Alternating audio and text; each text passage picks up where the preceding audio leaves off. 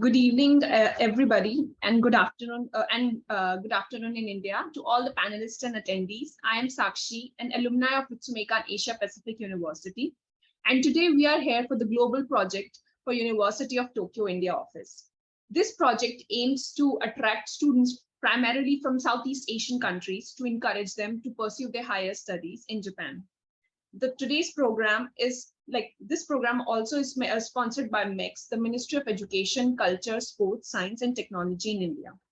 In today's webinar, we've been joined by a couple of renowned universities in Japan. Each of these universities will give a 20 minutes presentation of their programs offered at undergraduate, graduate and doctoral level, followed by 5 minutes of Q&A session. Students are free to ask their questions on the Q&A portal. I repeat, please ask your questions on the Q&A portal and not on the chat box. You may send your queries or any questions during the time of the presentation. And we will all collect all those questions and send it to our panelists, and they will answer your questions during the webinar. I repeat, please ask your questions on the Q&A portal.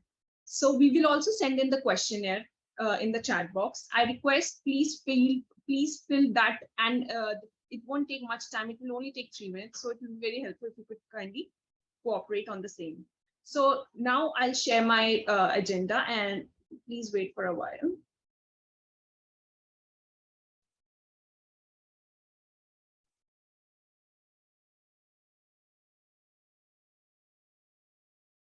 I hope you can see my screen. So today we have 3 presentations from the university. And first, we have a presentation by Ms. Vaishnavi Thakur. But before going into the overview of study in Japan by Ms. Vaishnavi Thakur, we will have a short introduction about the University of Tokyo program, about the webinar, to give you an insight into the webinar programs conducted by the University of Tokyo. So, Ms. Sakshi, could you kindly share your screen? Thank you, Ms. Sakshi. I'll just go ahead and share my screen.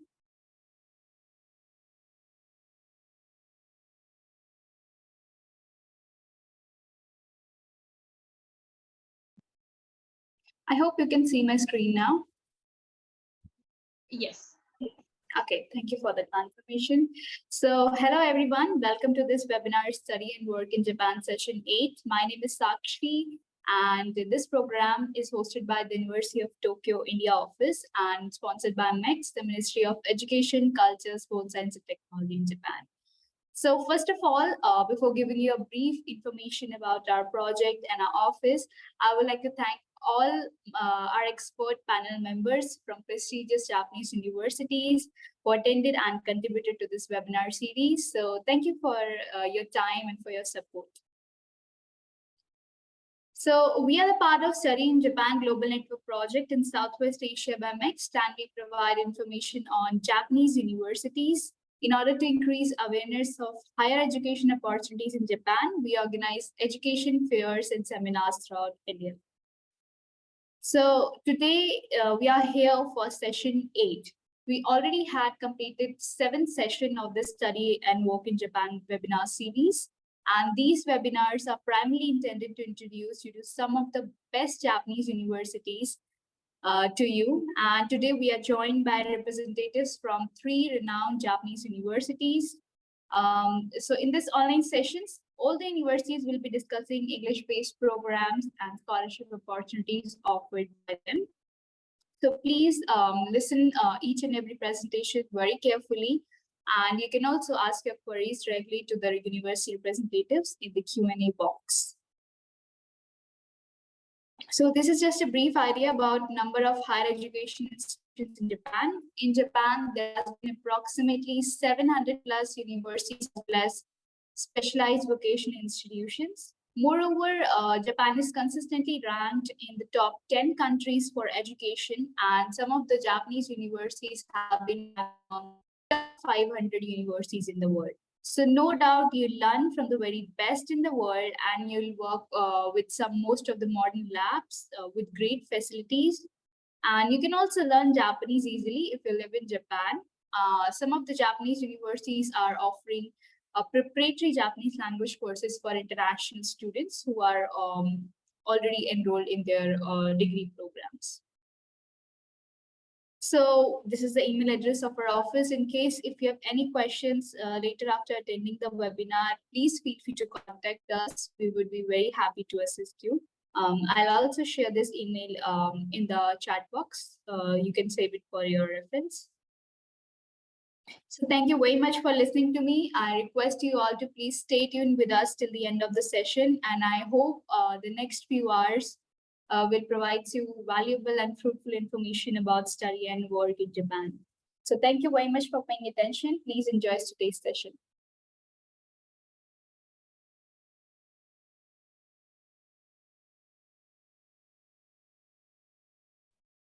Thank you, Ms. Sakshi.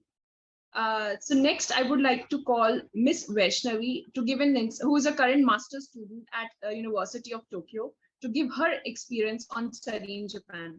Ms. Vaishnavi, would you like to share your screen? Yes, thank you, Ms. Sakshi, for the introduction. Let me share my screen. Is it visible? Yes, Vaishnavi-san, it's visible. Okay. So hello, everyone. A very good evening and a warm afternoon to all the students and parents from India. So let me share my experience of studying in Japan. A brief introduction about myself. Like Sakshi-san has mentioned, I'm a master's student in the Department of Electrical Engineering and Information Systems at the University of Tokyo. I was born and brought up in Hyderabad. So now I'll share my experience of studying in Japan. So why did I choose Japan, and why do I think that Japan is one of the best places for higher education? As you know, Japan is an island country in East Asia. It is one of the most densely populated and urbanized countries in the world. Life in Japan is very peaceful and full of opportunities. But still we see that most of the students prefer Western countries for their higher education. So it is mainly because they are not aware of the wonderful opportunities we have here. So I agree that moving to another country puts a lot of stress on students and parents especially. So, but let me emphasize that Japan offers a quality education and lifestyle. So let's look into the lifestyle first. The public transportation here is the most safest and the most convenient option. So students need not worry about how they'll commute from their place of residence to the universities. And second, when we look into the food, there are wide international cuisine options which are available, like Indian, Chinese, European, and so on. So even though you are a vegetarian from India, you can easily find many options in convenience stores, supermarkets, and restaurants. So another salient feature of living in Japan is its national health insurance policy. So for this, parents especially need not worry about their child's health because there is an excellent health insurance coverage. So if a student falls sick, most of it, about 75% is covered by the government, and the rest of it can be covered by the universities as well. So this is about living in Japan. Now let's look into the education system in Japan. So Japanese university system can be divided into three main categories, that is the public, private, and national universities. So one misconception we have is about the language of instruction. So these universities are offering English programs. These universities are offering various English programs. So when we look at them, to give an overview, in undergraduate, so there are about 90 courses in 40 universities. And for graduate and doctoral programs, there are about 160 courses and 51 universities. So what is the difference between these three universities? National universities are by the national government, and public are by the local bodies, and private by the private organizations. So one difference between the education system in India and Japan is that in India, the admission into the universities is through a centralized process. Like we need to give entrance exams of JEE, NEET, and GATE. But whereas here the admission into the universities lies entirely with the universities. So in the next upcoming slides, I'll tell you the admission process, the general admission process through which we can enter into the universities here. So before going to that, let's see at the infrastructure. You not specially mention about Japan's infrastructure. So we have all the facilities, including libraries, lounges, food facilities, and university dorms. So I need not stress a lot on this. And next is now let's look into the admissions for the international students. So for admission to bachelor's program, the usual process is to take an entrance exams and submit SOPs. And for the graduate programs, like for master's and PhD program, the first step is to contact the professor. So before that, we need to find our research interest and get in touch with the professor. So this is and then follow the usual university admission flow. So this is a general admission process through which students can enter into bachelor's and graduate programs. But besides this, many universities have different programs through which we can enter them. So these webinars will help you to will provide you a guidance on these programs.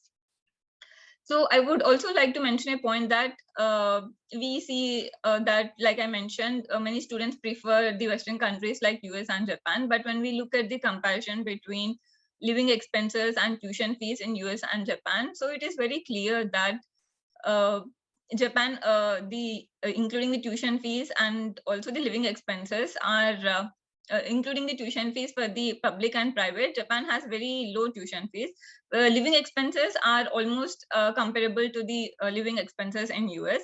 But the advantage Japan has is that there are plenty of scholarships available. So the famous scholarships like MEXJA. So besides this, we also have n number of scholarships from the public, from the local government, from the universities, and also some private organizations.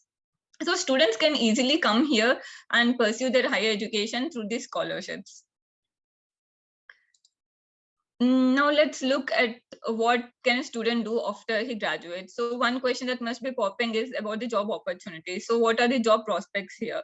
Japan, when we look at some statistics, it has the lowest unemployment rate. So the current unemployment rate is around 2.4%, and an average salary a student gets once he graduates is around 4 million yen. So there are many international companies that are operating in Japan, and also traditional Japanese companies like Panasonic, Hitachi, and so on. So you can target any of these companies to find a job here. And the salient feature is that the visa process is not very struggling like we see in the other Western countries. So it is very easy. So once a student graduates, his visa can be easily converted to working visa. So you need not hustle in that. And also for highly skilled professionals, there is something called points-based system, so which is considered as a very highly valuable visa here. And this is about the job opportunities. And when I look back in my into the life in Japan, so this is how my weekends in Japan are. So after the weekdays hustle with research work, we can take out some time for ourselves pursuing various hobbies. So every city and every place has a community center and a sports center where you can indulge in all kinds of sports that interest you. So I need not also mention about the food. So Tokyo, like if you live in Tokyo, it is a hub for many cuisines. So you can try various kinds of food. And the nature here is almost 70% of Japan is as it is. So that's why it's very famous for its tourism as well.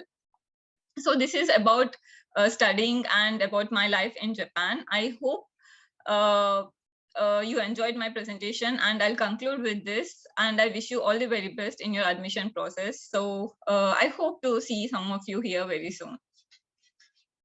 Thank you. Thank you so much, Vaishnavi-san, for your wonderful presentation. I hope all our students had got some insight into your student life experience in Japan, and I hope we will be able to see some of the faces in Japan soon. Thank you so much. So now I'll share my agenda slide.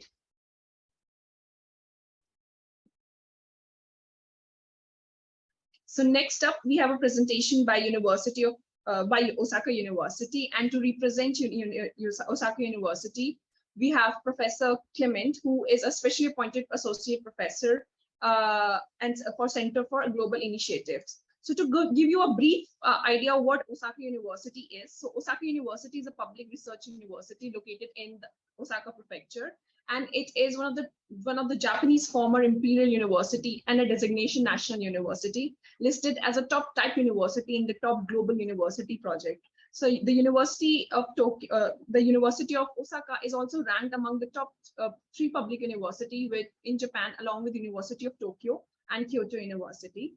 And it is also ranked as the third overall Japanese university in the 2022 QS World University ranking.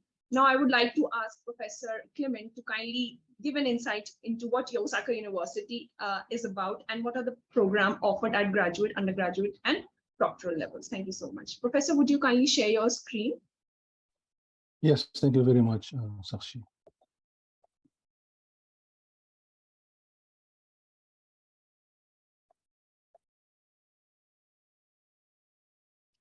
Can you see my slides? Yes, Professor, I can see you. Okay, so shall I begin then? Sure. So thank you very much for having me today. I would like to thank the organizer, the India office of the University of Tokyo. It's a very great honor and great pleasure for me to represent Osaka University in the Study and Work in Japan 2022 Session 8 today. My name is Clemens. I'm originally from Indonesia. I've been living in Japan for almost 20 years now. I came here as a master's student. I got my PhD at Osaka University, and now I'm working for the Center for Global Initiatives. Right. So Osaka is a city or a prefecture, to be more precise, in Western Japan. It's very closely located to Kyoto, and it's about 3 hours on the Shinkansen, on the bullet train from Tokyo, about 1.5 hours to 1 hour flight from Tokyo. Our university can be traced back to 2 schools in the Edo era, Kaito-Kudo and Tekijuku. Kaito-Kudo is a merchant school, so like a trading school for merchants. And Tekijuku was founded by Koan Ogata, which was the pioneer of European medicine in Japan. In 1931, the Osaka Imperial University was established. At that time, the Japanese government was not planning to establish a university in Osaka because there was already one big university in Kyoto. However, based on the requests and pressures from the business, local businesses and the citizens of Osaka, the government finally answered their request to establish an Osaka Imperial University. 1948, we changed the name to Osaka University, which remains until now. In 2007, we merged with the Osaka University of Foreign Studies, and making us a very unique national university in Japan that has a comprehensive foreign studies faculty that offers language in education in 25 languages in total, including Japanese. We just celebrated our 90th anniversary last year, 2021, and we will be celebrating our 100th anniversary in 2031. Location-wise, we have 3 campuses in Toyonaka, in Mount Mino, and in Suita, all of which are located in the northern part of Osaka Prefecture. Toyonaka is where our freshmen are taking their first-year education. Suita is our largest campus here, where we have 2 hospitals, 1 dental and 1 general hospital. And Mino campus is very newly reopened in 2021 after being relocated to a new place where we built a very, very nice building that houses our Graduate School of Humanities and School of Foreign Studies. Other than campuses, we also have overseas centers and networks. We have 4 overseas centers, 1 in Europe, 1 in Bangkok, Thailand, 1 in Shanghai, China, and 1 in San Francisco in the US. Right, so as a comprehensive university, we have 11 undergraduate schools. We have 15 graduate schools, so we have more graduate schools than undergraduate schools because some of these graduate schools are actually interdisciplinary. We have 25 research institutes, centers, and facilities, some of which are global leaders in their fields. 4 university libraries, 2 hospitals, dental and 1 general, and 4 overseas centers. We have about 23,000 students, a bit less than 15,000 of which are bachelors, and about 8,000 are studying in the graduate level. Among them, we have more than 2,500 international students, most of which come from Asia. So these are our undergraduate and graduate schools. So as you can see here, a wide range of disciplines are covered in our education system. Students study for 4 years for their bachelor's degree, or 6 years in the medical school or the pharmaceutical science school or the dentistry dental school. And for 2 years for master's and 3 years for PhD. Or if you are in a medical school, you can get a PhD for 4 years after getting your medical after spending your 6 years of medical school education. Language-wise, most of our students take their classes in Japanese. However, there are several opportunities to study in English. In the undergraduate level, we have only 2 programs in English. The first one is the HUS, or Human Sciences International Undergraduate Degree Program. This is entirely in English. And the International Undergraduate Program in Science, or IUPS, this is a hybrid program, the first 1.5 years in English and the later years in Japanese. We have more programs in the graduate level, which I will, of course, explain more later. Other than degree programs, we also have non-degree programs, which are basically our exchange programs. And these are open to students of our partner universities. We have language exchange programs and science or engineering or medical-based frontier lab program, and the general exchange program for undergraduate students. If you are a high school student and you're trying to get into Osaka University, you have a number of routes to choose depending on your status. If you are a Japanese government sponsored student or MAX sponsored student, then this is a very straightforward and route. So you have to be recommended by the embassy. You have to apply. All the process is done in the embassy, and then you come to Japan to take your preparatory education, Japanese language education for a year, and then you take the entrance exams of the school of your choice, of course in Japanese. And if you succeed, then you can enroll as a first-year student. If you are paying for your tuition and living costs in Japan by yourself or by your family, or if you're getting scholarship from other sources than the Japanese government, for example, from your country or from a company or from JASO, for example, then you are in the category of privately funded international students. Now, there are 2 main routes to enter to our Japanese language programs. The first one is the normal entrance examination for international students, which means that you have to submit paper applications, you have to take TOEFL and EJU, and then you have to come to Osaka University to take the exam, and this is the application period.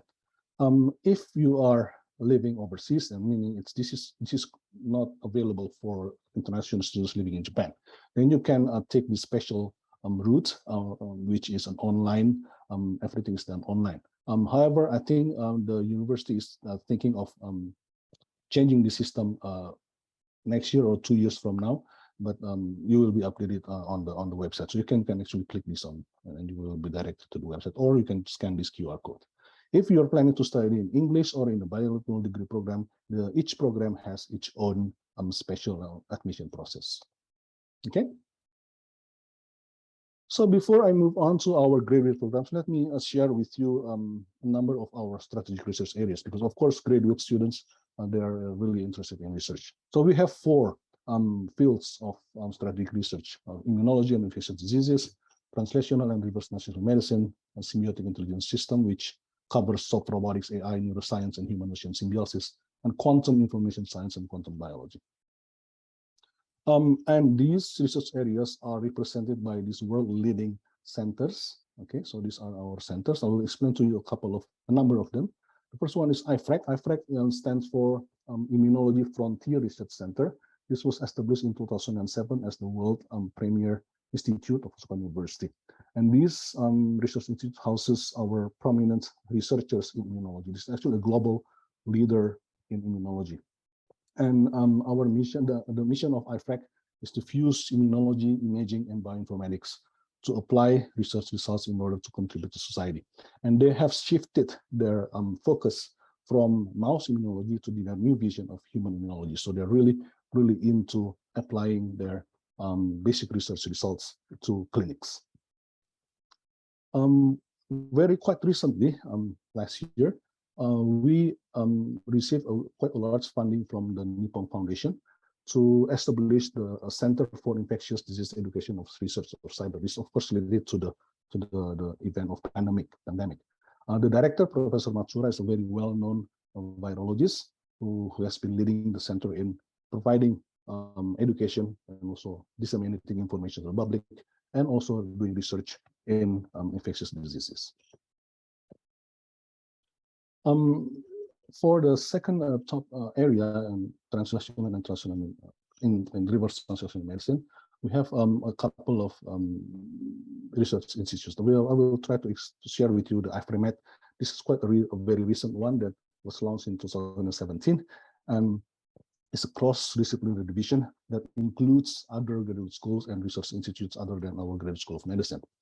There's three pillars here: the elucidation of basic principles of life, pathology of intractable diseases, and development of advanced diagnostic and preventive methods, and the development of innovative treatment methods.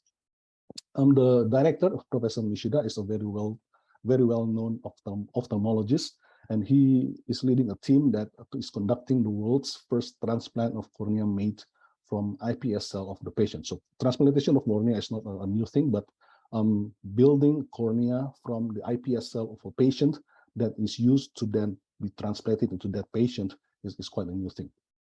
And I think in April this year, they published, they announced their first phase of clinical trial, and it said that they said that the iPS made corneal cells are safe for transplantation. This is we are quite excited for this, and I think they're really up to for something really good. For the third area is the Symbiotic Intelligence System Research Center. So this is led by Professor Ishiguro. He's a very well-known collected celebrity scientist in the field of soft robotics. So he actually constructed androids, and he has been involved in a number of large projects by the Japanese government, one of which is the creation of avatars for humans, okay, to remote connection.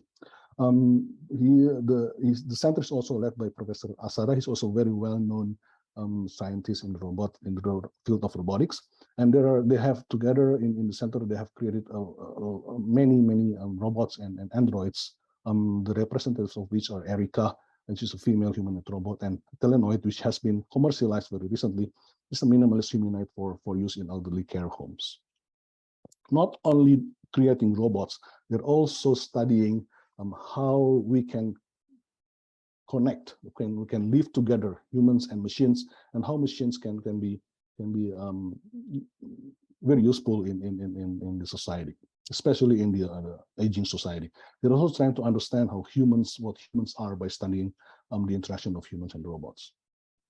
Right. So the last but not least center is the Quantum Information Science and Quantum Biology. This is led by Professor Kitagawa, a very well-known scientist in quantum algorithms, and also Professor Fuji is also a very well-known scientist in the field. And we have 6 research groups, not only working on the development of algorithms, but also the application of quantum computing and quantum information science in biology and chemistry. Okay, so as I promised before, this is the list of our graduate programs in English. So you have, you see here, it's quite a lot of programs that we are offering here.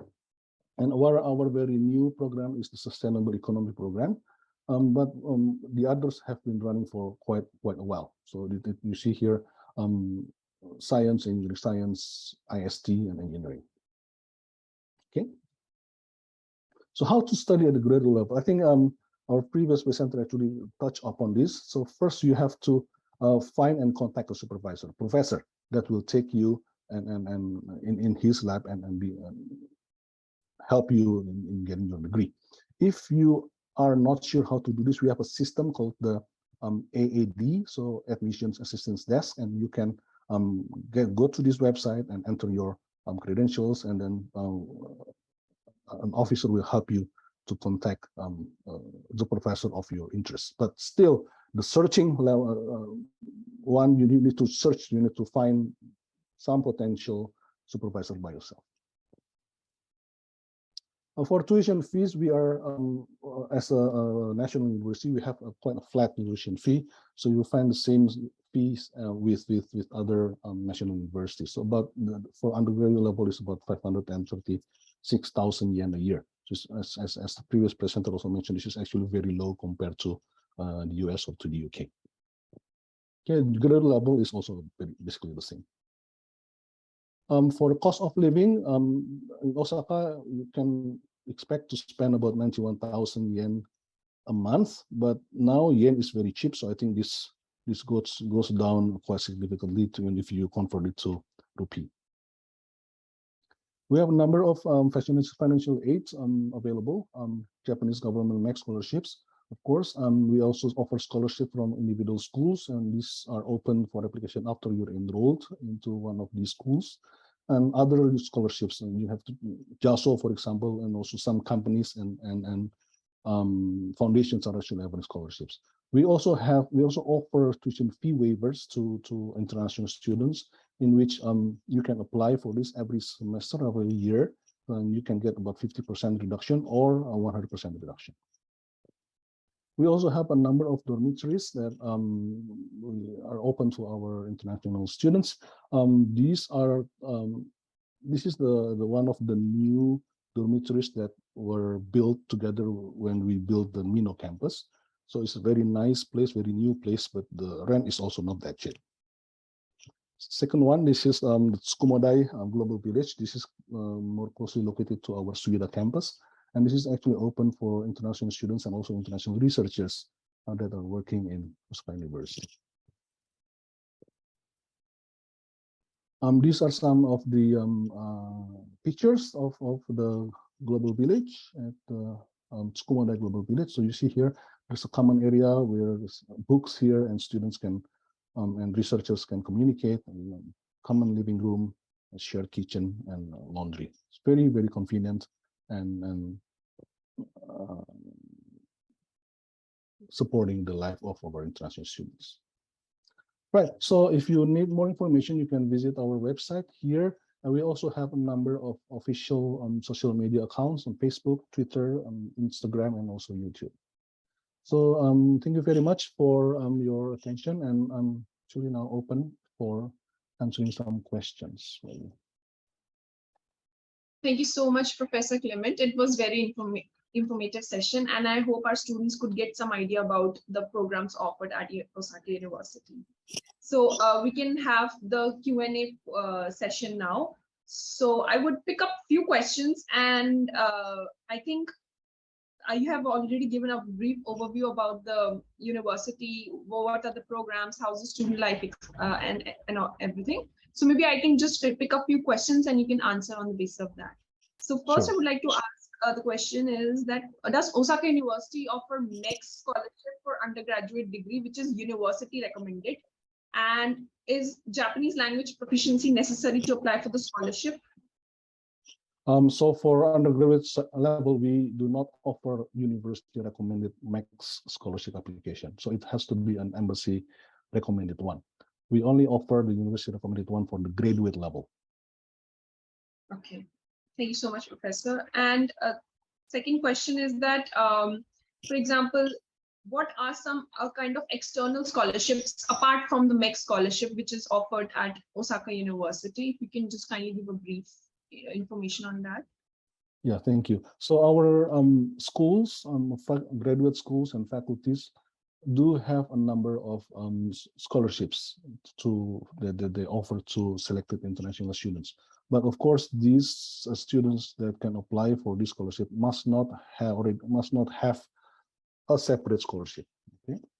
JASO is also offering scholarships, and normally our students apply for JASO scholarships after they're enrolled in Osaka University. So basically, other than that, of course, you have Panasonic scholarship, for example, Sato scholarships, so from foundations and also companies and also local government.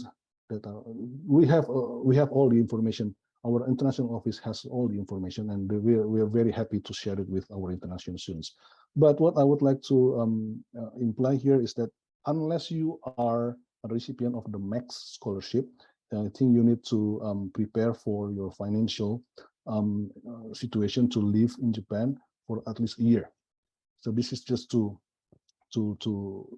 have enough money before you can get a scholarship, because normally to apply for a scholarship you need some transcripts, some proof of achievements during your first half year of education in the university.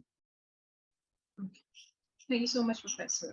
So next, I would like to know that what are the application requirements to apply for undergraduate as well as the master's program? If you could kindly give a as I shared before, for undergraduate, we have two routes to enter Osaka University. to the Japanese courses of Osaka University. The normal one using the on-site application, you have to come to Osaka, you have to send paper applications, and the special entrance examination for international students living overseas, which is done entirely online. If you are trying to enter one of our English programs, you have to look at their website. They have specific requirements. For example, if you are an IB, you have an IB diploma, then what kind of courses you have to take to enter the science program or to enter the humanities program. For master course, I think you need to look at their own web pages, because they do also have specific requirements. Let me share with you a website. Is it okay if I share with you our website? Sure, please.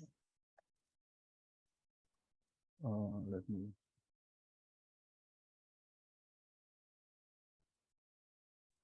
Okay, so this is our portal for international students. We have, if you go to this web admission, and you have facts, actually, these useful handbooks. We have these PDF files of our admission guide, for example, and our programs that we offer in English. And if you click here, you get directed to the PDF file, and you can actually find the website of each program, and you can find more details here. So in short, the general requirements will be on some English language proficiency, but if you're being educated in English, then normally we do not need that. Some programs require a little bit of Japanese language proficiency, for example, an entry level before entering or before getting a PhD, for example. So this actually to make sure that our graduates can have the opportunity to work in Japan after they get a degree. Thank you so much, Professor. And one last question I would like to ask about this. This is a very wonderful program which you introduce about the programs like Center for Infectious Disease Education and likewise the other programs. So I wanted to know that, like, as a potential student who wants to study these, who wants to get enrolled into these certain programs, so, like, what would be the requirement? Like, is it available at the undergraduate level, or is it available at the master's level, or both of the levels can actually apply for this particular programs? Thank you. That's a very good question. So the research institutes that I introduced are mainly open for graduate students, for master's or PhD students. And students who want to enter these centers, they need to contact a professor. Okay.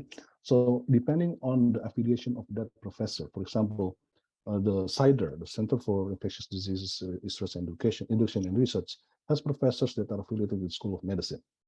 Some of them are probably affiliated with the School of Science. So if you want to get into that professor's lab, and then you need to ask the professor what kind of programs that you have. So if the professor is from the School of Medicine, that you need to apply to the graduate program at the School of Medicine. So the centers, the research institutes are very interdisciplinary, comes from multiple faculties in the university. Thank you so much, Professor. And I request you to please share your contact details as well as the useful websites for our potential students, so that they, whosoever interested, can get in touch with you or the admissions office for more information in detail. Definitely, I will share some addresses on the chat. Sure. Thank you so much. Thank you. Thank you for the opportunity. Thank you.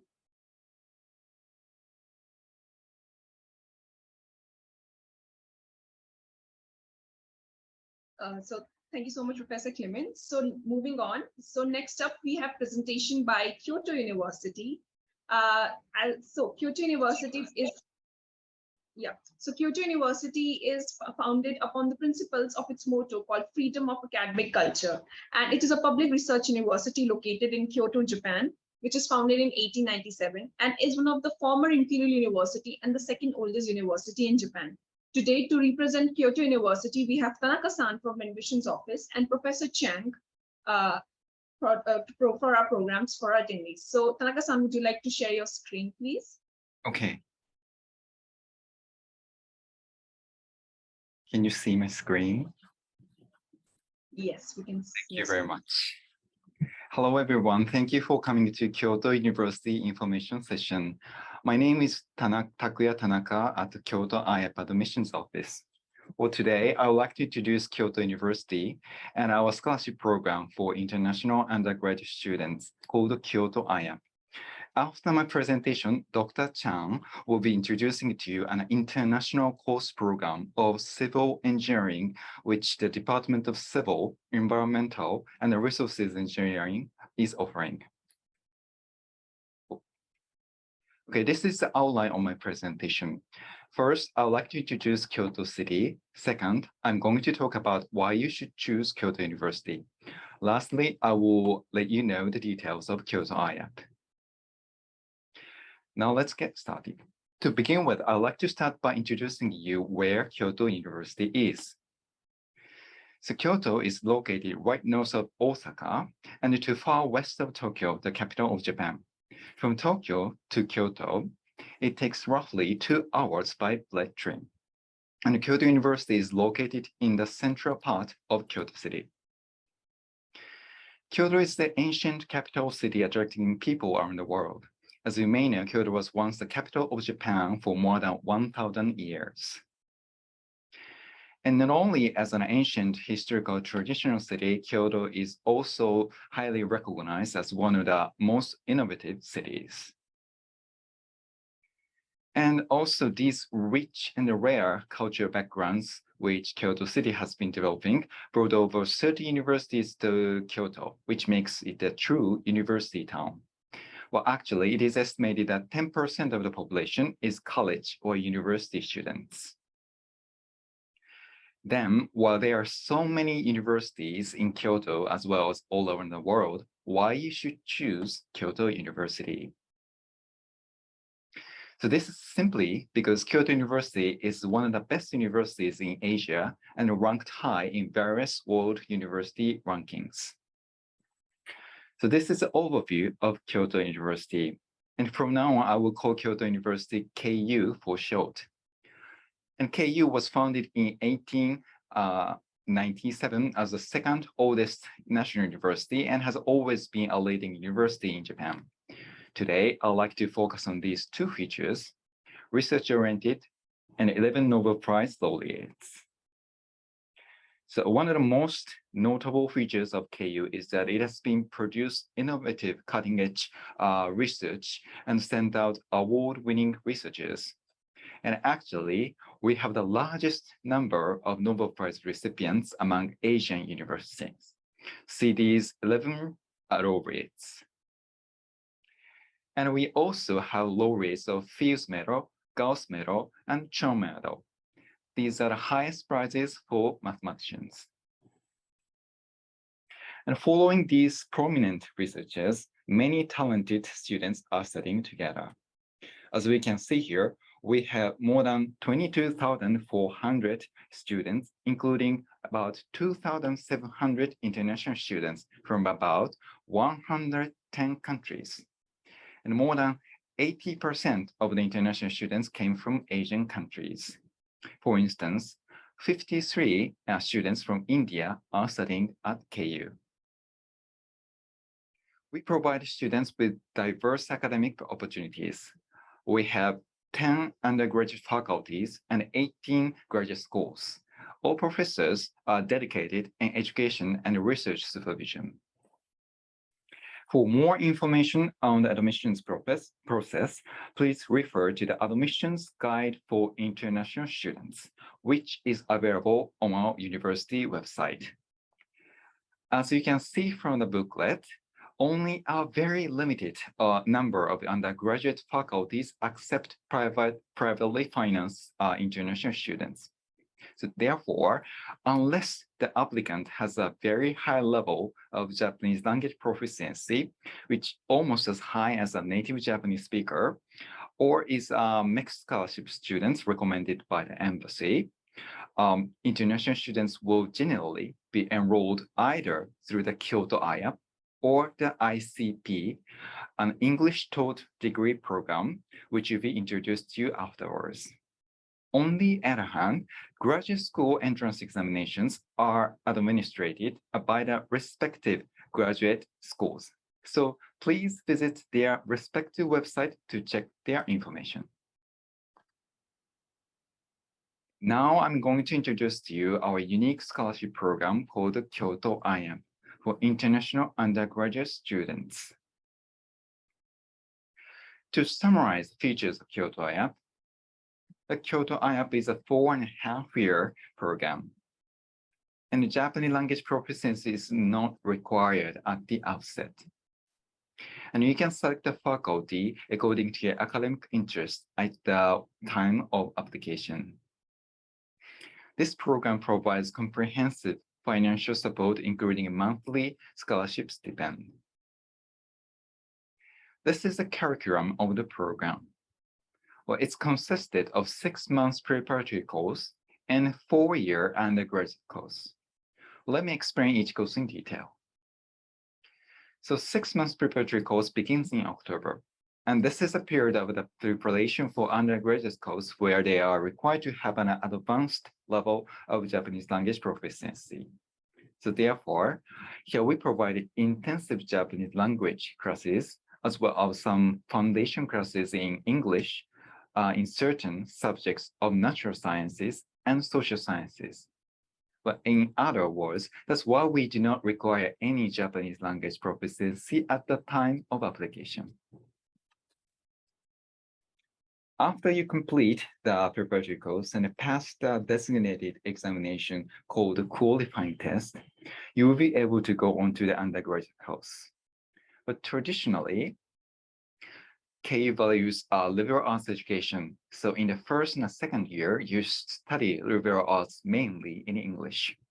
About 400 courses are offered in English, and you can choose classes from all major fields. As for Japanese language classes, you gradually move on to a higher level class, and by so doing, you will be able to take more and more liberal arts subjects provided in Japanese. So in the third and fourth year, you focus on specialized subjects in your chosen majors. Well, here, Kyoto IAP students are required to take the same major curriculum with Japanese students. So the classes are taught mainly in Japanese, and discussions and assignments are also conducted in Japanese. Therefore, by the time of graduation, you are supposed to acquire an academic level of Japanese language proficiency. When you apply for Kyoto IAP, you can choose a faculty which suits your interest from these 7 faculties. In other words, please note that the faculties of letters, the medicine, and the pharmaceutical sciences do not participate in this program. If you have successfully completed the undergraduate course, the bachelor's degree will be awarded. Furthermore, if you wish to be enrolled in the Faculty of Science, Engineering, or Agriculture, you can select the department from various choices. Our website shows what you can study in each faculty and department in detail. So please visit our website and check the page named Major and Areas of Study. So, by the way, though the next presenter will explain the details, Department of Civil, Environmental, and Resources Engineering in the Faculty of Engineering is offering a bachelor degree program called ICP for international students. But please note that ICP and Kyoto IAP are quite different in many ways. If you are interested in engineering, then you should listen to our presentations carefully, paying particular attention to the differences between the two. I'm going to talk about financial support, which many of you may be curious about. So if you are enrolled in Kyoto IAP, as for the first 6 months preparatory course, you will get the full waiver or the admission and tuition fees. That means For the first 6 months, you have to pay only application fee about $73 US. And with regard to a 4-year undergraduate course, though it costs about $2,100 US as the admission fee, Kyoto IMP students do not have to pay any amount. Also, the annual tuition is about $4,000 US, but you get the full or partial waivers. The amount for the exemption would be based on your academic performance. So to summarize, if you get all the financial support from us, all you need to pay to KU is about $200 US, which is the total amount of application fees for the both preparatory course and for undergraduate course. So you can claim a sufficient amount of scholarship through the entire program. Remember that this is just the basic support applicable to all Kyoto IMP students. Moreover, every IMP student has the chance to get our merit-based scholarship. The amount of scholarship depends on your academic results, and the full amount is about $900 US per month. It will be provided as your living allowance for up to 4.5 years through the whole program.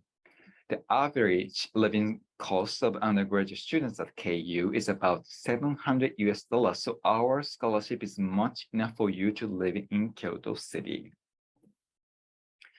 Next, I will explain what your university life will be in Kyoto. About the housing, Kyoto IMP students can live in one of the Kyoto University international houses or university dormitories.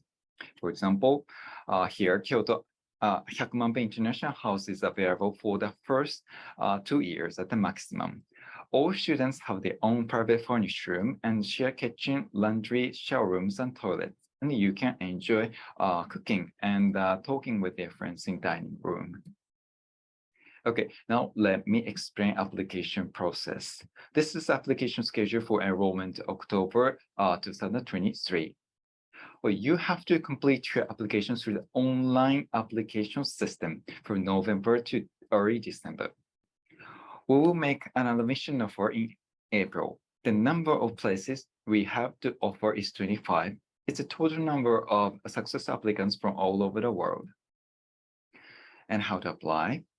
First, please confirm if you are eligible to apply by checking the eligibility requirements in our application guidelines. Next, make sure to pay application fee by credit card and prepare application documents. These are especially important documents. You can refer to the detailed requirements in our application guidelines. And for the further details, please visit our website and check the latest updates as well as our application guidelines on the page, How to Apply. FAQ is also available on our website, so please do not forget to check it.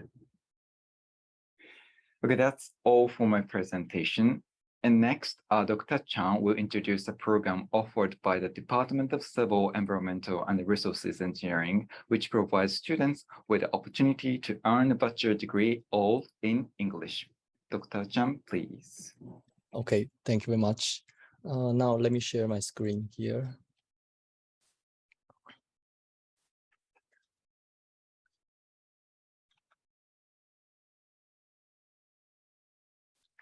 Okay, hello everyone. This is Chang from the Kyoto University Department of Civil and Earth Resources Engineering.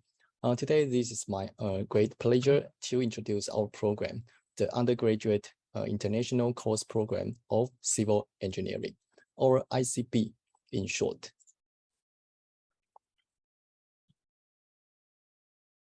This is a program different from the IUP previously introduced. ICP, our program is a 4-year full English undergraduate program majoring in the civil engineering. The curriculum follows the general civil engineering courses for which we build a solid learning foundation and emphasize this. The Graduate School of Engineering, here we provide 2 courses in the master degree, including the masters in the Department of Civil and Earth Resources Engineering and the Department of Urban Management. Most of our graduates may enter and study further in these two master courses. So come to the civil engineering. What is this? Civil engineering plays an important role in improving the quality of lives in our modern society. We can say that almost everything in our daily life is related to civil engineering.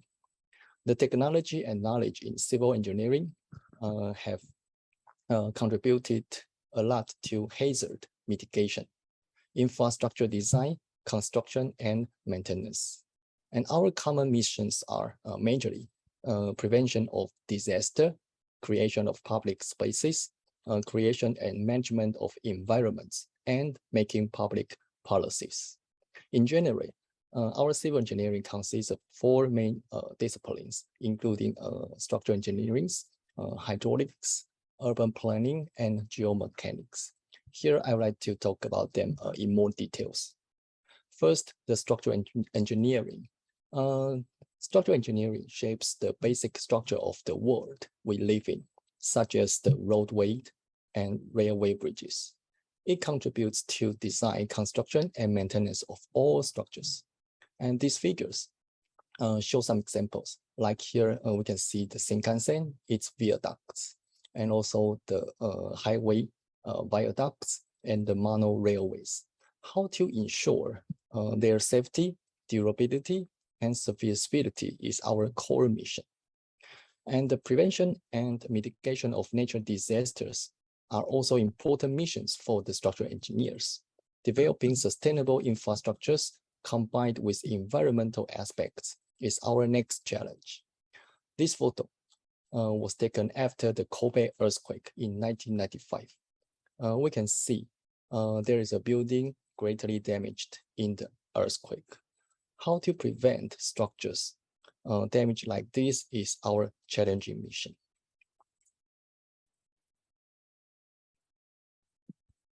The next discipline, the hydraulics, it deals with the study of fluid motion and the interaction of fluid with other bodies.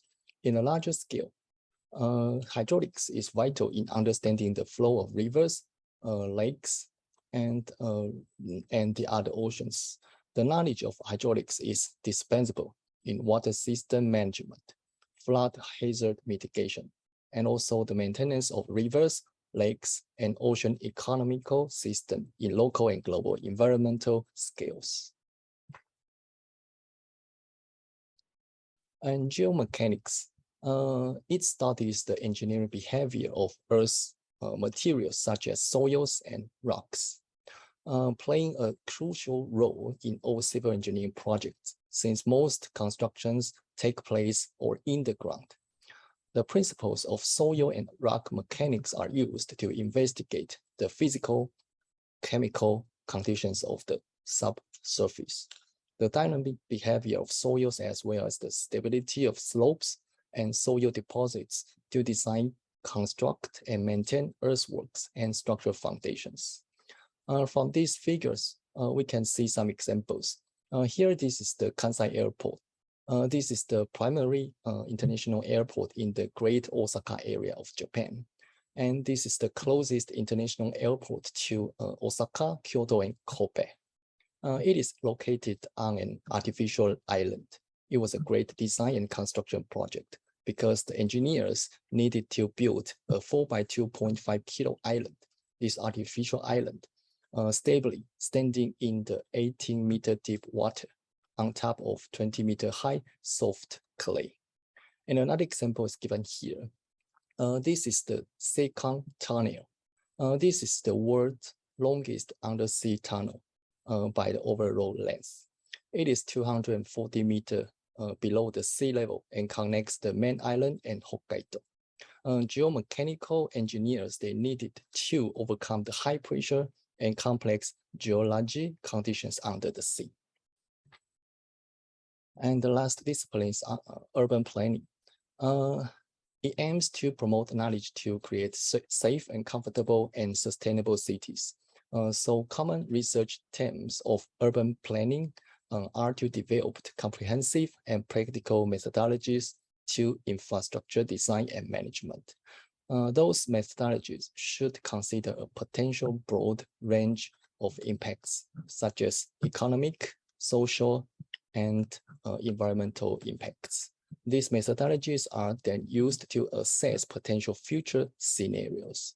Given the complexity of our societies and wide range impacts of urban planning policies, the studies are encouraged to develop a broad range of skills and knowledge, including subjects such as operations, research and economy, society, psychology, and philosophy. So this is the undergraduate international course program. Our overview of the courseworks. In the first 2 years, the students are required to study fundamental mathematics. Later, from the second year, we have specialized civil engineering classes like the structural mechanics, geomechanics, hydrology, and urban planning, and so on. In the last year, we are taking the research for our bachelor thesis. So we have to submit and examine our undergraduate thesis to graduate in March. So if you are interested in our program, please pay some attention to the admission process. First, all admission process will be conducted in English. We evaluate the candidates' scores in English, mathematics, physics, and chemistry. For the English, we accept TOEFL and IELTS. For the mathematics, physics, and chemistry, it is recommended to take the EJU. But if you take the other national standard tests, that's also fine, like IB, GCE, ACT, or CBSE. This is also accepted. And later, interview will be conducted based on the essay and fundamental knowledge. And this is our schedule. Preliminary verification is already closed, but this is not compulsory. If you are qualified, you can directly apply in this period. Now the submission is still open until the September 9th. So if you are interested, please check our admission process on our website. And about the housing and financial supports, these are already given by Tanaka-san. So I would like to skip this part. And these are some statistics. So far, we have more than 80 Japanese students and more than 100 international students from all over the world. Finally, you can find more information on our website, or you can access by this QR code, or you can Google some keywords like Kyoto University, international course, civil engineering. You can find our website. And there we have a VR introduction video. So you can also take a look at if you are interested in. So that's all the presentations. Thank you very much for your kind attention.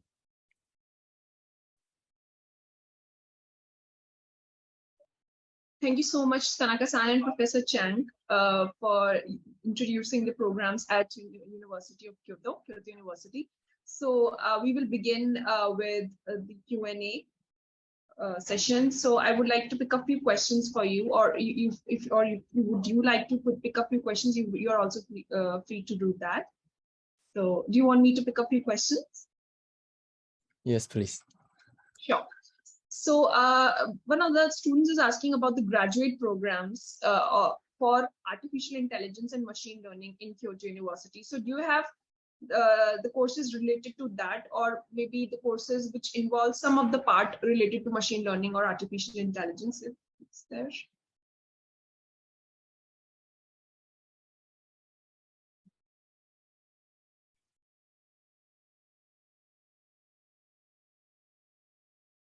Tanaka-san, you're muted.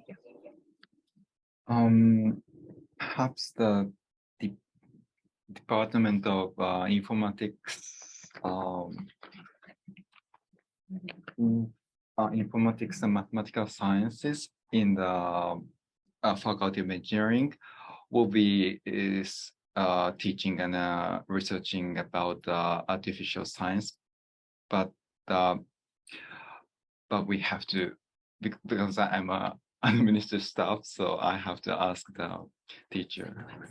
And then you have to check, I would like the students to check the Kyoto University website and the department faculty website for the details. Sure. Thank you so much. Yes, I think the information has also been posted on the Q&A portal if our students can check. So can you please note that information? Thank you so much. So the second question I want to ask is about that, does Kyoto University provide master's program in user experience or interaction design?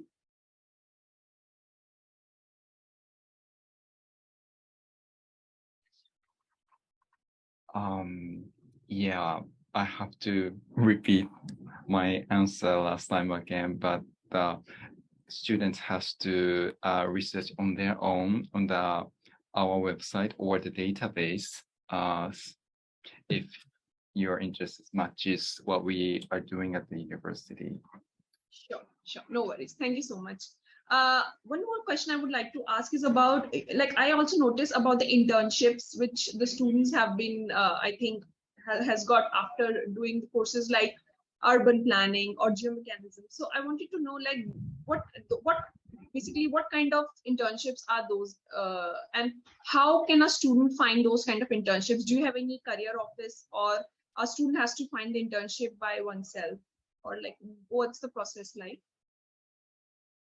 Okay, I think I can answer this question because he's asking for some geomechanics working internship opportunities, right? Yeah, at the third year we have some opportunities. We try to find international, not international, or maybe nationwide internship for our undergraduate international students. Yeah, so we have some chances. Thank you so much.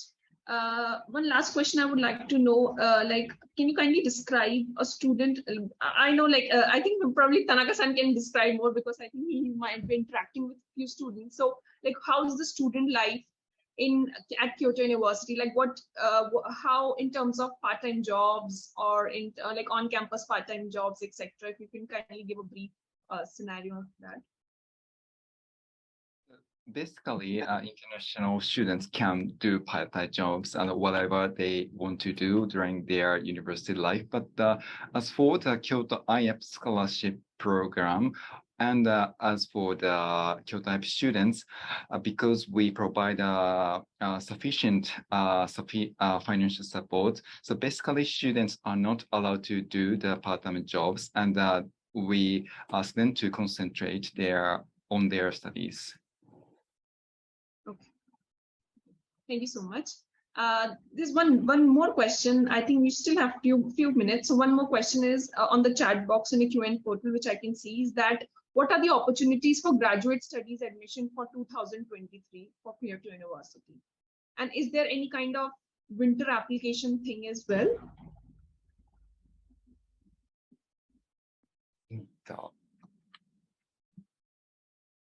I think maybe the student is asking about the application procedure for 2023, as what I can evaluate in the question. So if you can kindly share the information for the graduate admission studies. So as we introduced in my presentation, sorry.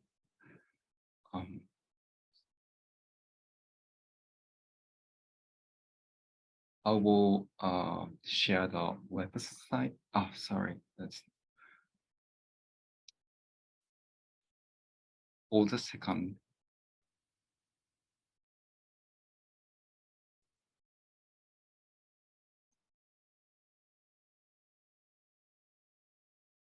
And this is the admission guide for international applicants, the enrollment 2022 and 23. And about the enrollment date, you can find the information on page 9. Okay, so basically,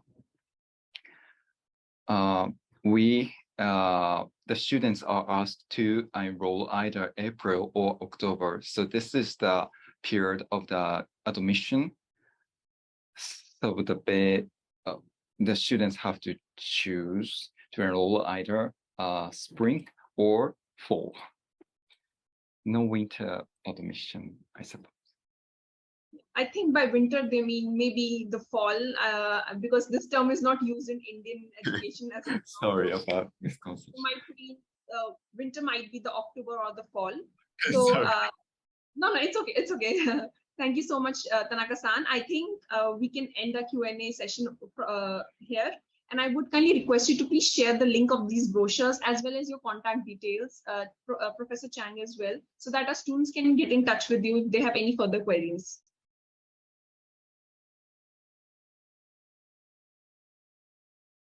Thank you so much.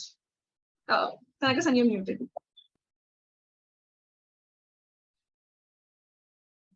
Thank you so much. So I would like to share my screen.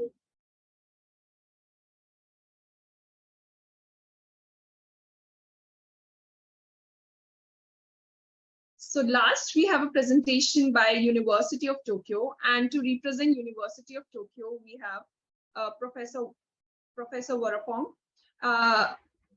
So the University of Tokyo, or also known as Todai, is a public research university in Bunkyo, Tokyo, which is established in 1877.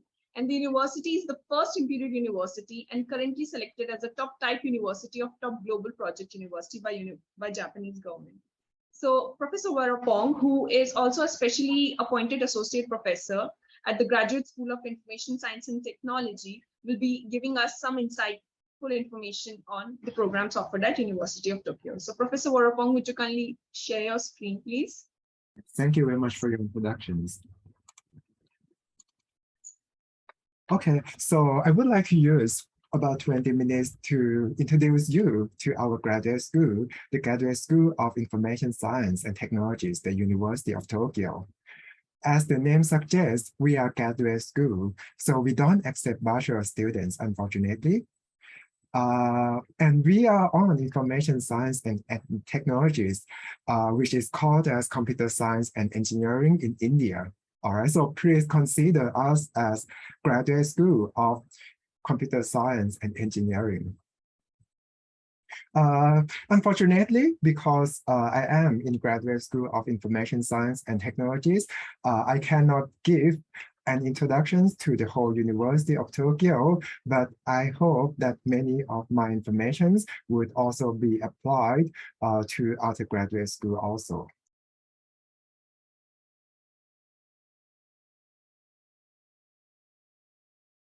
All right, so we are happy to be at the 23rd in QS World University ranking. Our ranking is in the top 30 for very long times. And we are also to be very happy. We are also very happy to be at the top on International Outlook. Our International Outlook score is increasing every year since 2011. In my opinion, it is very important not to choose where to study only on university, but it's also where the locations that university are located at. Our university, the University of Tokyo, is located in the center of Tokyo, the most populous metropolitan areas of the world. So on the good side, we are close to a lot of big companies. We are close to main office of all Japanese major companies. We are close to all American majors, IT companies like Funk. So that means you would have a lot of internship opportunities. You will have a lot of part-time job opportunities. You will have a lot of research opportunities when you are with us. All of those big companies are only at most 1 hour from our graduate school. So, well, there is some questions about the part-time job indeed. Students, it is very ordinary that students at our graduate school obtain 3,000 yen, which is about $30 and hours for their part-time job, which is about 3 times more than when you work in an ordinary part-time job. Okay, now I would like to introduce you to our Graduate School of Information Science and Technologies. We are the youngest in the University of Tokyo. We have 100 faculty members. All of them are globally top researchers in information science and technologies. We have about 500 master students and 200 PhD students. We have 6 departments: computer science, focusing on fundamental part of information science and technologies; mathematical informatics, focusing on the interchange between mathematics and information; information physics and computing is focusing on the interchange between physics and computation; information and communications engineering is an interchange between electrical engineering and information. Then we have mechanoinformatics, an interchange between mechanical engineers and information. And creative informatics, creative applications of information, including user interface and multimedia. So you can see that even we are Graduate School of Computer Science and Engineering, we are not limiting ourselves to information. Indeed, even you are mathematicians, even you are physicists, even you are electrical engineers or mechanical engineers, we welcome you to our graduate school. About 40% of our courses are offered in English. And many laboratory research seminars are conducted in English now. So you can graduate without any knowledge in Japanese.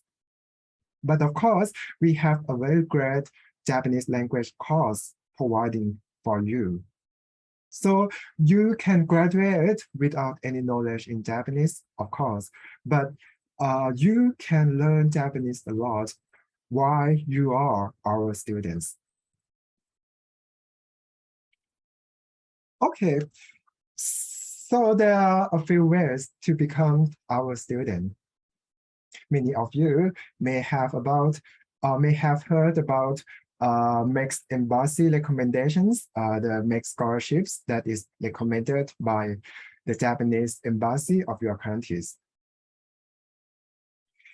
I'm sorry that because of the limitations of time, I will not give you any information about this MEX Embassy recommendation. That is different depending on where your home countries are. So please check this information with the Japanese embassy at your home countries. But if you are selected by the Japanese embassy of your home countries, you will not immediately become our master or PhD students. You will become something we call as research student at our university. And to become master or PhD students, you have to take one more examinations, which we call regular examination. Indeed, even you are not recommended by the Japanese embassy, you can go directly to the regular examinations. However, you may not have any scholarships upon enrollment if you go for this choice. So if you want to have some scholarships, this is not recommended. So this is a regular choice, all right? But the focus of these presentations is not on these 2 regular choices. We are going to focus on this special choice providing for you. We are organizing something we call special admission for foreigners. Indeed, our main focus for these special examinations is Indian and South Asian students. So you are probably our main focus of these special admissions. Only foreigners who are residing outside Japan can apply for this special examination. All right, so this presentation is going to focus on this special examination. The information about this special examination is already published at this QR code. We accept 10 to 15 students a year. Our selections, we don't care nationalities upon our selections, but applicants from South Asia, Vietnam, and Thailand will be prioritized to receive scholarships if they are selected. The application deadline is November the 4th. And if you are selected, the enrollment will start on next October. I would like to note over here that even though the application deadline is at the beginning of November, it is very important to start early because all laboratories will have limited capacity, and those capacity would be filled very early. All right, so I recommend you, if you are interested in this special admissions, please begin your considerations as soon as possible. Okay, the application deadline is going to be on November the 4th. We are going to select you based on your application document. And if you are selected, we will interview you on December the 14th.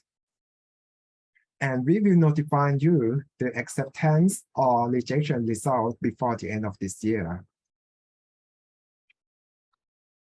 Okay, so what should you do if you are interested in applying to the special admissions?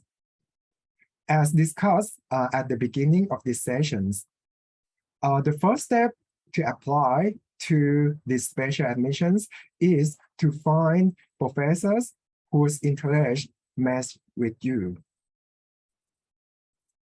We have this website, which you can search for professors whose interest match with yours.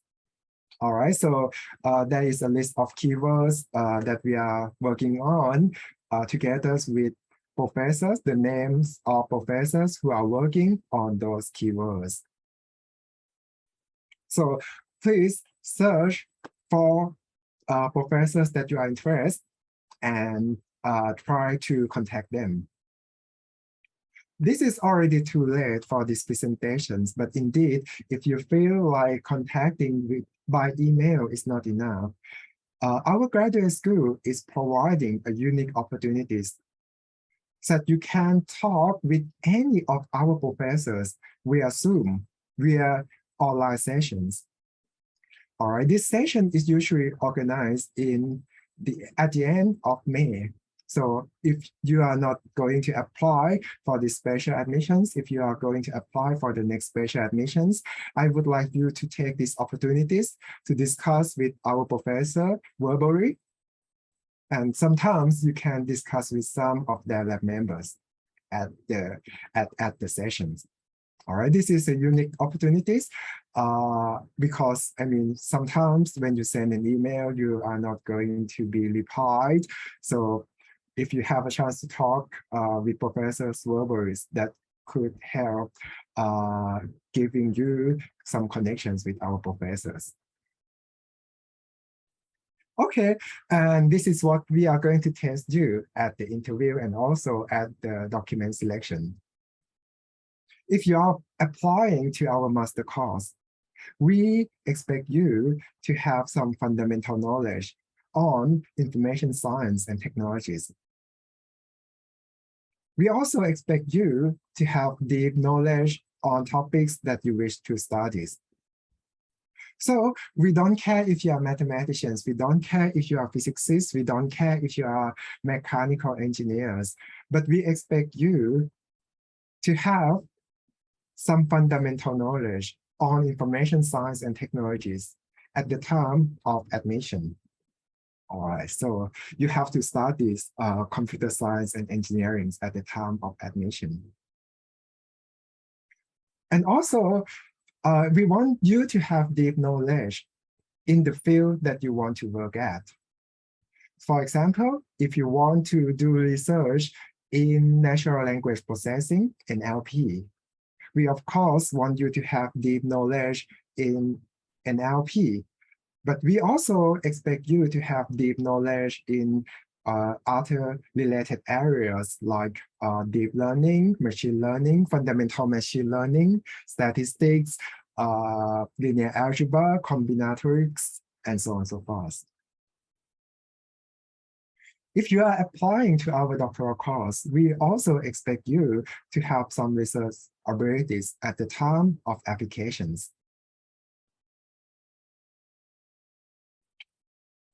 Okay, so that was about special examinations. Next, I would like to spend a very short time explaining about regular examinations because those of you who are selected by your Japanese embassy may join us at the regular examination. All right, we are the only field globally top graduate school that selects students based on written examination. We are probably a field globally top graduate school that tests your capabilities in mathematics and specialized subjects upon our examination. We organize the examinations. We organize the written examination online. We organize it twice a year, once in summer and the others in winter. We call for applicants in May and conduct an examinations in August. And if you pass the summer examinations, your enrollment will start in October or April. That is up to your choice. For the winter examinations, we call for applications in November. The examinations will be organized in February, and the enrollment will start from April. Our regular examination is not easy. If you are not graduating from UTokyo, then the acceptance rate is only about 10%. This is challenging. The questions are not very easy. But if you love mathematics, if you love specialized subjects, you will be evaluated based on something you love.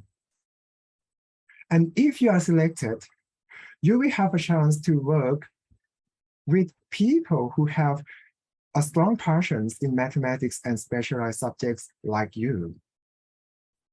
That is something I think very rewarding. All right, so if you love solving problems and researching in mathematics and specialized subjects, I encourage you to try. We have all of our past exam questions uploaded online at this QR code. So you can take a look what we expect from you at the regular examinations. These are two problems that I expect you to be able to solve if you want to do research on machine learning at our graduate school. This is the questions on linear algebra, the most important fundamental areas for machine learning. These are questions for machine learning. All right, so these are machine learning questions we have at our graduate school. Basically, we expect you to solve almost all the questions if you want to work in machine learning here. So if you love to solve this kind of problems, we are a place for you. Okay, so I think time is up. Please consider applying for either our special admissions or our regular admissions. I hope that I have a chance to see your applications soon. Thank you very much for your attention. Thank you so much, Professor Warapong. Thank you so much for introducing the programs at the graduate level for University of Tokyo. So we will begin with the Q&A session.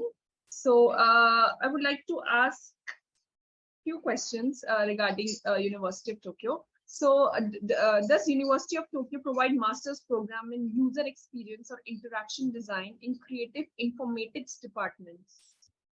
Thank you very much for the questions. So indeed, we have one of the most well-known lab in user interface and user experience design at the Department of Creative Informatics.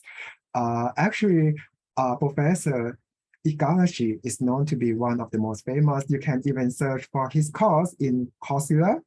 So try to take his course over there. And if you feel like you want to work with him, please consider your applications.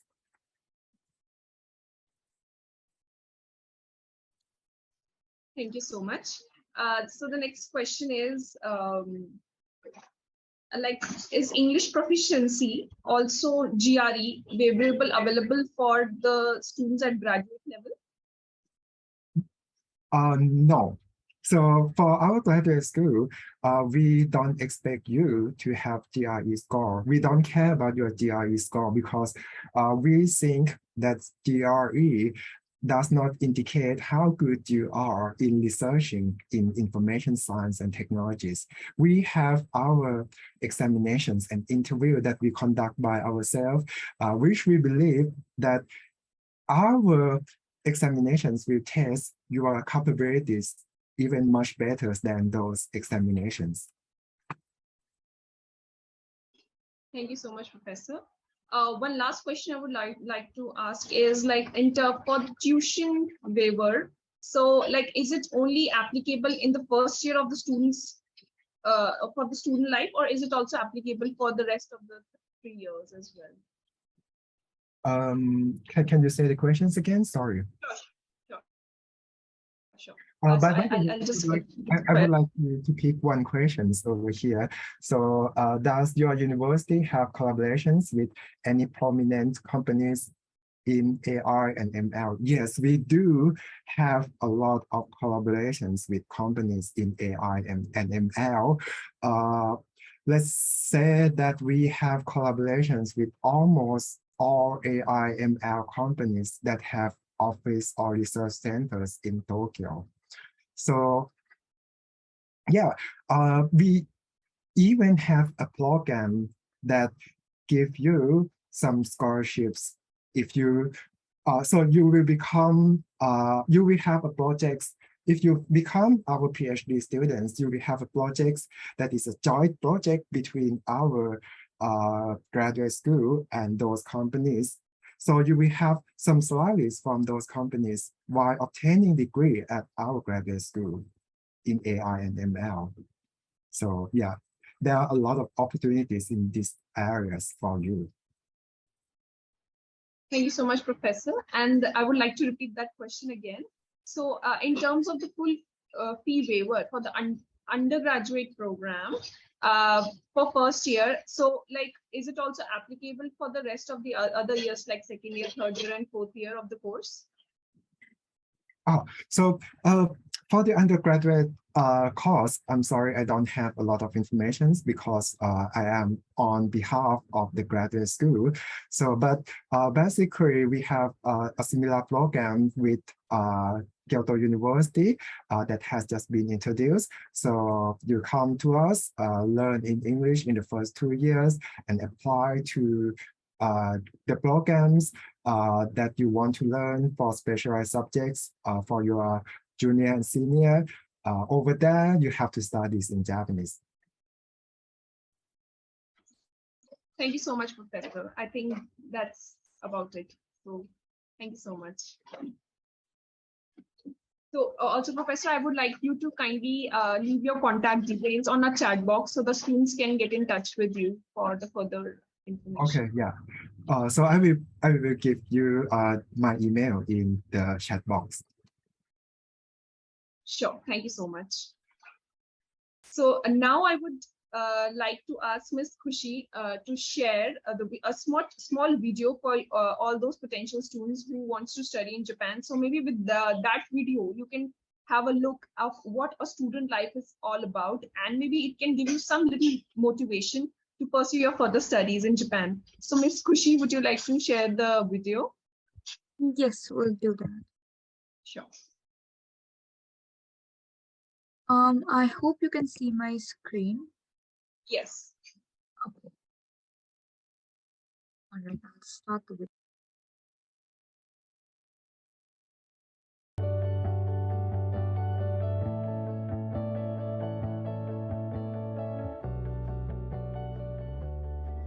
As a graduate student at Ritsumeikan Asia Pacific University, I got to create a lot of network with other organizations as well. I participated with Kyushu University, where I worked with other students coming from various countries and learned how to work together as a team. I'm currently interning at Gojo & Company, which is a microfinance company aiming for financial inclusion, and I've also done joint research projects with international organizations as well as multinational companies. During my time in University of Tokyo, I had opportunities to interact with various practitioners and learn about the latest technologies being used in the construction field. This helped me gain a better overview of the research field. The research work and the coursework at the University of Tokyo were great, which helped me grow personally and professionally. And now I would be working with Nippon Koei as an engineering consultant. Japan as an educational destination because of the safe environment, as well as there were lots of scholarship opportunities for foreign students. Also, Japan is the one where you can learn and grow in the multicultural environment. Japan is famous for constantly improving their education standards for higher education especially, and also Japan's culture really intrigues me, which is why I've chosen to study in Japan. I had come to Japan as a research student for a 3-month internship. During that time, I really liked the research experience, the food and the culture. So I decided to continue for further studies in Japan. I chose Japan because it is well known for its application-based researches in the field of civil engineering. And my reason to choose Japan was also partially because I wanted to explore its culture, its food and diversity. I did receive Otsuka Toshimi Scholarship, which is a public entity headquarters in Osaka. I received the fully funded 4-year university recommended Mombuka Gakusho or MEX scholarship from the Japanese government.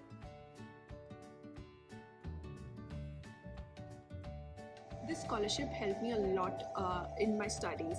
My financial burden has definitely been reduced. This scholarship has also helped me in order to live easily and peacefully in Japan. This scholarship covers all of my academic fees as well as living costs, so it has definitely helped me a lot during my study here in Japan, and I totally recommend this scholarship to any international students out there. The scholarship which I was fortunate enough to receive was sufficient to live a normal and comfortable life in Tokyo and also helped me move around and travel around in Japan. There are various scholarship opportunities out there, and I highly recommend everyone to grab this opportunity and come to Japan for the learning experiences as well as just enjoying Japan life. I definitely recommend Japan as a study destination because of the multicultural atmosphere, safe environment, and good scholarships. I definitely recommend anyone to try studying here in Japan, not only because of its safe environment, its vibrant culture, but also because of the high academic standards that universities have here. And I believe that studying in Japan will benefit your future career as well. Japan is a very safe and beautiful country, and Tokyo is a very interesting place to live in where you can find a mix of various cultures. So I think everyone should grab the opportunity and come to Japan.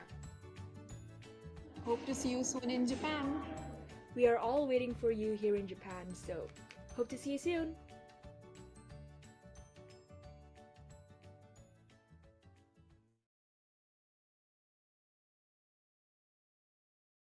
Thank you so much, Ms. Khushi. I hope our students could get a little bit on the insights of what Japan is all about from all our students. Thank you so much.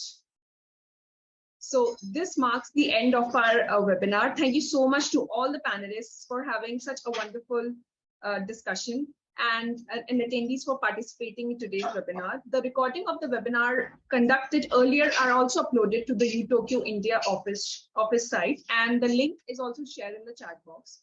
For more information about the Japanese universities, please, you can also join us in the upcoming webinars. I will share the QR code on this page, so you can kindly take a screenshot and you can also participate for upcoming webinar. Thank you once again for attending and hope to see you in our upcoming webinars.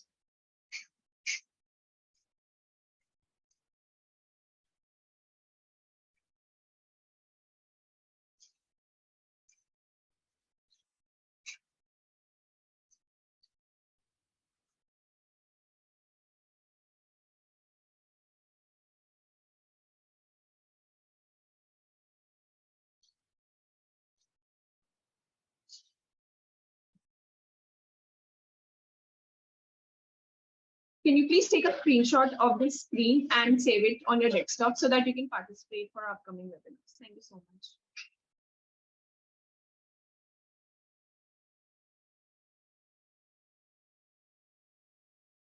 Thank you, everyone. Have a nice day.